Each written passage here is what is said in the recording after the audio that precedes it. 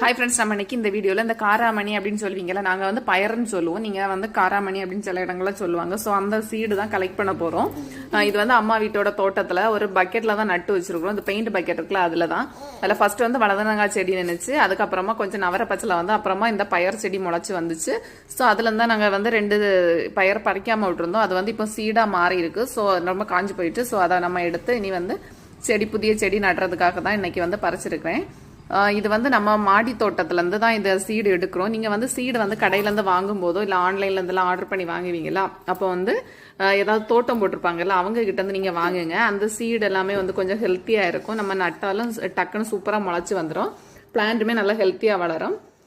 So இதான் நீங்கள் வந்து உடனே செடி நடுவீங்கனாக்கி இந்த பயிரை வந்து அப்படியே நட்டலாம். அப்படி இல்லைனாக்கி இதை வந்து ஸ்டோர் பண்ணி வைக்கணும் அப்படின்னு 2 நாள் வெயிலில் காய வச்சு நிழல்ல காய வச்சு எடுத்துக்கோங்க. அப்போ சூப்பராக இதோட க்ரோத் இருக்கும். Thank you friends. என்னோட அப்டேட் உங்களுக்கு பிடிச்சா லைக் பண்ணுங்க, ஷேர் பண்ணுங்க.